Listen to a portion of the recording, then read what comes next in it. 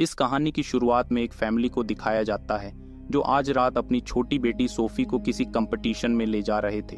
इसलिए वो अपनी दूसरी बेटी आना से अपने भाई का ख्याल रखने को कहते हैं। इसके बाद वो यहाँ से चले जाते हैं, लेकिन कुछ देर बाद हमें घर के पास किसी की छाया दिखाई देती है और तभी सब लाइट बंद हो जाती है, जिससे फिन डर जाता है और अपनी बहन के कमरे की तरफ भागता है। लेकिन उसी समय आना हाथ में चाकू लिए कमरे से बाहर आ जाती है और उसके मुंह से खून निकल रहा था। क्योंकि उसके कमरे में कोई होता है, इसलिए वो अपने भाई को लेकर घर से बाहर आ जाती है और गाड़ी में बैठ जाती है। तभी फिन भी वहाँ किसी की छाया को देखता है, जिसे देखकर वो दोनों यहाँ से भाग जाते हैं। क्योंकि आना को ये अंदाजा लग गया था कि वो उन्हें नहीं छोड़ेगा, इसलिए वो गाड़ी को रोककर पुल की दूसरी तरफ आ जाती है और फिन उसे ऐसा करने को मन करता है, लेकिन वो पुल से कूद जाती है। जिसके बाद यहाँ फिन के माता पिता भी आ जाते हैं और उनकी बेटी मर चुकी थी।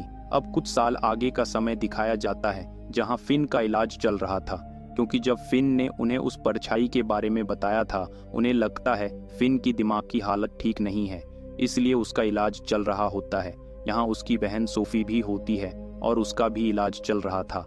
इसके बाद वो दोनों कॉलेज आ जाते हैं, जहाँ सोफी अपने बॉयफ्रेंड से मिलती है और फिन भी यहाँ एक लड़की को काफी पसंद करता है जिसका नाम समीरा होता है। और तभी यहाँ लीना आ जाती है जो फिन की फ्रेंड है और वो जानती है फिन समीरा को पसंद करता है। तभी यहाँ माइक आ जाता है जो सब लोगों को सीक्रेट पार्टी के लिए इनवाइट करता है।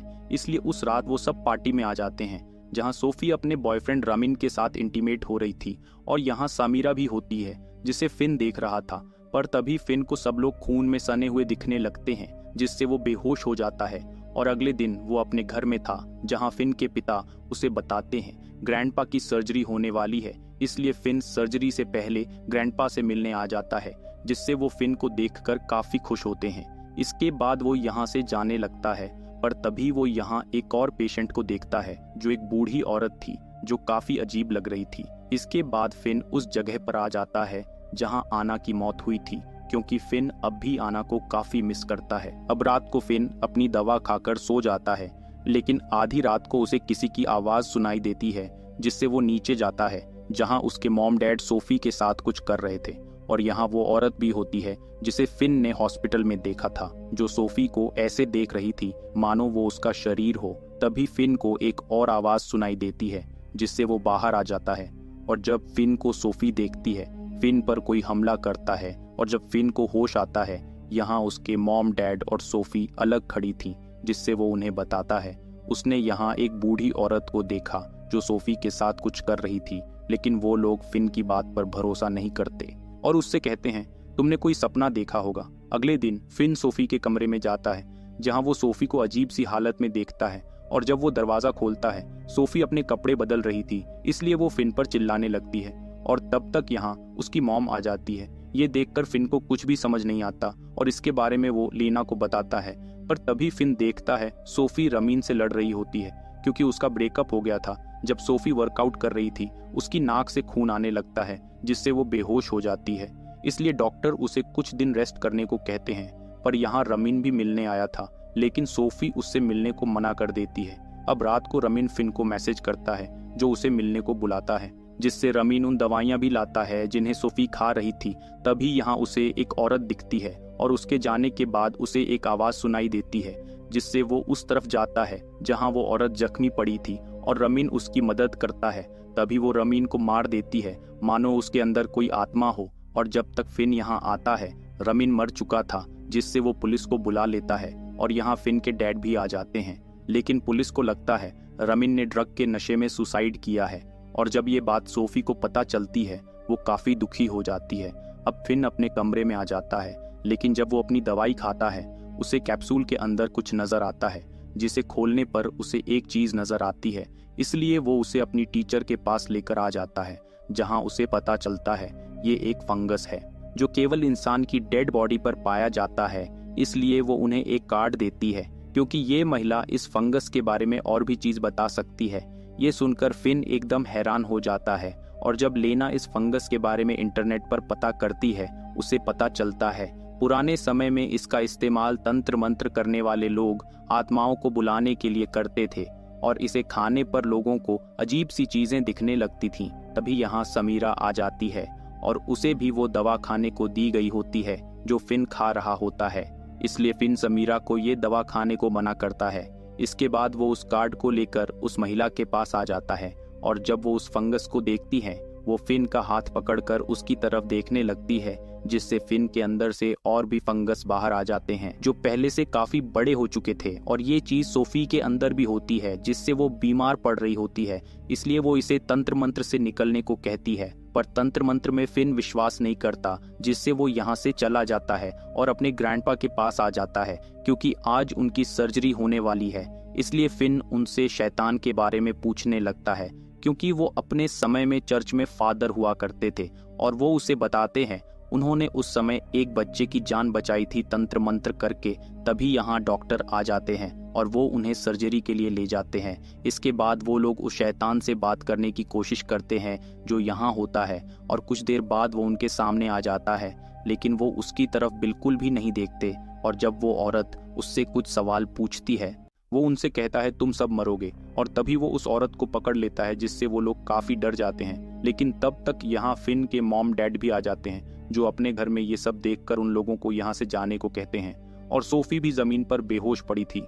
ये सब देखकर वो लोग एकदम हैरान हो चुके थे, इसलिए वो सब साथ में रहते हैं। अगले दिन फिन कॉलेज में होता है। वो देखता है माइक बुरी तरह खांस रहा है और उसके मुंह से खून भी निकल रहा था, जिससे फिन उसकी मदद करने की कोशिश करता है, लेकिन वो उस पर चिल्लाकर यहाँ से चला जाता है। और कुछ देर बाद माइक छत पर खड़ा होकर अपने मुंह को चाकू से काट लेता है और नीचे कूद जाता है। तभी लेना उसके पास वो दवा देखती है जो फिन और समीरा खा रहे थे, और तब तक यहाँ एम्बुलेंस भी आ जाती है जो माइक को अस्पताल ले जाने लगती है। तभी वो देखते हैं उसके गले में एक अजीब सी चीज होती है। दूसरी तरफ जब लेना उस दवा के बारे में पता लगता है, उसे पता चलता है इस दवा को आज लॉन्च किया जा रहा होता है, जिससे बच्चों के दिमाग की पावर और उनकी नॉलेज बढ़ाने के लिए बनाई गई है। और इस दवाई को बनाने वाली कंपनी फिन के पिता की होती है।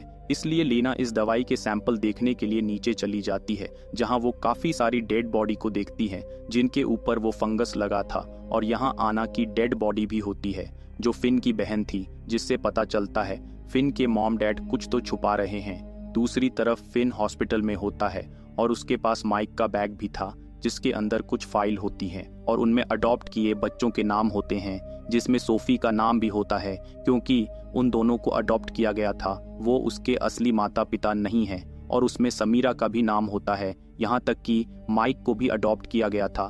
तभी यहाँ माइक के डैड आ जाते हैं जो उन्हें बताते हैं माइक मर चुका है, लेकिन इसके साथ वो फिन को बताते हैं तुम्हारे वो असली माता पिता नहीं है क्योंकि तुम्हारे डैड को भी अडॉप्ट किया गया था। इसीलिए फिन अपने ग्रैंडपा के पास आ जाता है जहां उसे पता चलता है वो अब मर चुके हैं। और तभी वो डॉक्टर फिन को भी बेहोश कर देता है।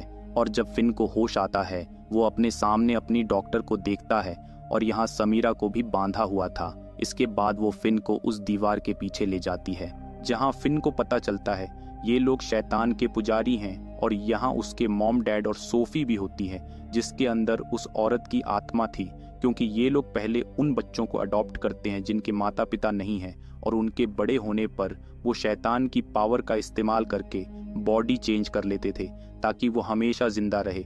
और यहाँ उनके ग्रैंडपा भी होते हैं जो मर चुके हैं, इसलिए अब उन्हें फिन के साथ अपनी बॉडी चेंज करनी होगी ताकि वो फिन की बॉडी में जिंदा रह सके। इसलिए वो उसकी तैयारी में लग जाते हैं। और जब वो फिन के साथ बॉडी चेंज करने लगते हैं तभी यहाँ लेना आ जाती है जो उन सब को जला देती है, जो फिन को खोलती है। इसलिए वो यहाँ से जाने लगते हैं, पर वो शैतान अब भी उन लोगों के पीछे होता है। तभी सोफी उन लोगों के सामने आ जाती है और फिन के कहने पर समीरा उसे टक्कर मारकर यहाँ से भाग जाती है। पर कुछ दूर जाते ही उनकी गाड़ी का एक्सीडेंट हो जाता है और वो पुल से नीचे गिरने लगते हैं, लेकिन वो लोग बच जाते हैं। पर वो लोग देखते हैं उस दवा को लॉन्च कर दिया गया है जिससे सब बच्चे अब खतरे में हैं। पर तभी हम समीरा को देखते हैं, उसके अंदर वो शैतान आ चुका है। इसी के साथ ये कहानी यहीं पर खत्म हो जाती है। उम्मीद करते हैं आपको ये कहानी पसंद आई होगी।